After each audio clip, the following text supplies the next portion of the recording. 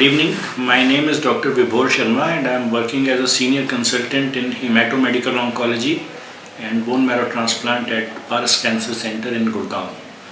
I have trained in medical oncology and bone marrow transplant from Tata Memorial Hospital, Mumbai and Christian Medical College, Vellore.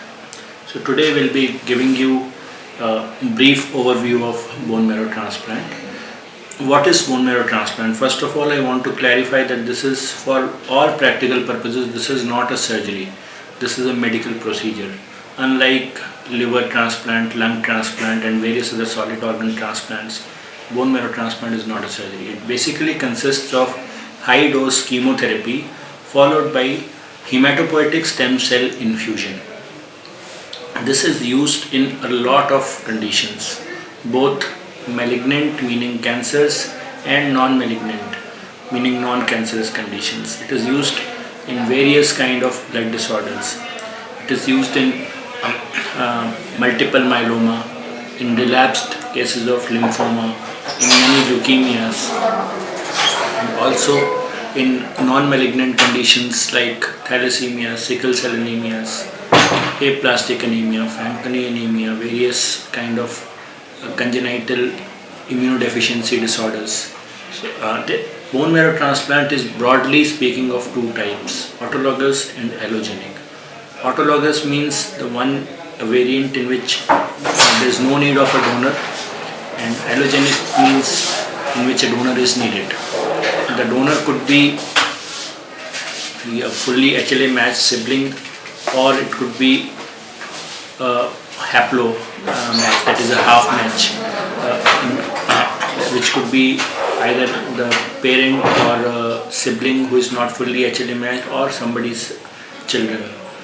Donors can also be acquired from international bone marrow transplant registries, which is termed as matched unrelated donors. And then there is also a provision of a cord blood transplant.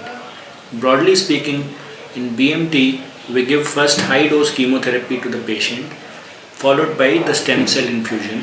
After the stem cell infusion, it takes some time, around 2 to 4 weeks, for the stem cells to settle down in the patient's body and start producing, regenerating the immune system.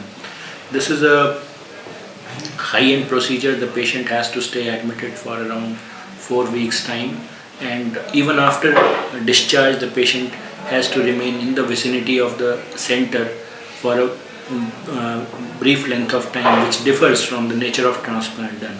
In autologous transplants, the patients can return to their country about 1 month after their discharge, whereas in allogenic transplants, the patients have to stay nearby the transplant center for approximately 3 months after the transplant.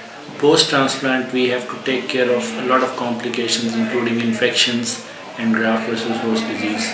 The patient is immunosuppressed, that is, the immunity is very weak, and this renders him exposed to a lot of infections, for which he needs prophylactic antibiotics, and a lot of immunosuppressants are going on. We have to watch for the various complications which can of these drugs.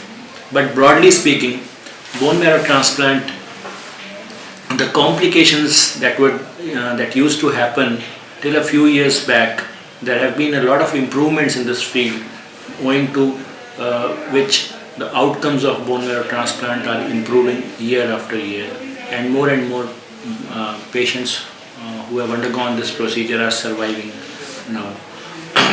So this is a procedure which is used in diseases where other therapies are usually not successful, and so my take-home message would be that for patients who are prospective candidates, they should not fear this procedure. Wherever this is indicated, this should be performed after complete understanding of the due risks and costs involved. With this, I would thank you.